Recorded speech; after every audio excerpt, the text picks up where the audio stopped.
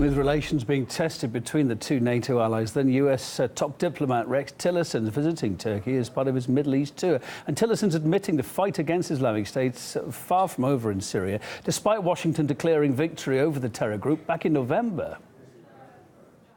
The end of major combat operations does not mean we have achieved the enduring defeat of ISIS.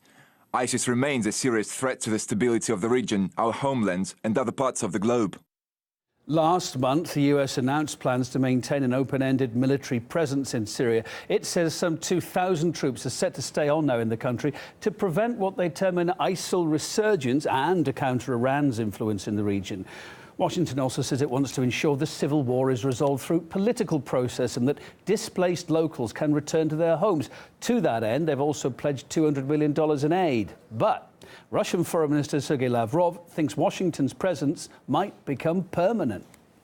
The US says its presence should continue not only until military goals are achieved, but also until there's a steady political process that should end with an appropriate, or in other words, accepted by the US transition of power.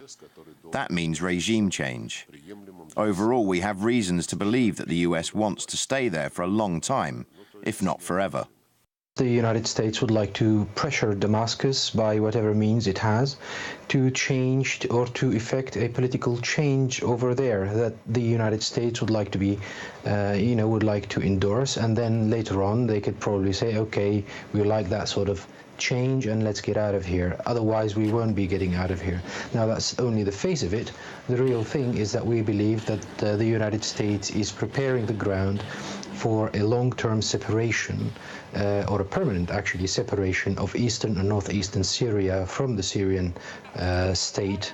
The $200 million that are being pledged today are not going to bring back electricity and water to the devastated Raqqa, we believe, but probably bring more weapons to the Kurds, which is going to put some pressure on other minorities in the region to accept Kurdish supremacy and the United States, under the United States umbrella, so to speak.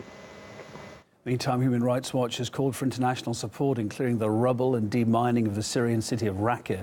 It says almost 500 civilians were injured in the 3 months after the liberation, and many more were killed, it says. In its report, the organisation also highlighted the growing risk of more civilians being killed as people return to that devastated city.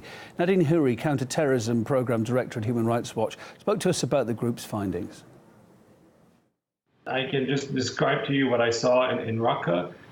Residents are very desperate to go and check on their homes, and because of the high risk and because of the few working opportunities for many young men, you can go to a couple of roundabouts in the city, and for about $50 a day, you can hire people to go clear your house from debris, but also from any potential remnants of war. This is at a time when, they're not trained to do this. It's very dangerous. US and many other countries, they need to provide more support. What sort of support? There needs to be more demining equipment, more funding, and an increase in number of deminers. And thirdly, an increase in the training of local residents to do the demining. While there have been some demining efforts, either directly by demining organizations funded by the International Coalition or through training, this is not sufficient compared to the need, and local residents are desperate for more support for demining efforts.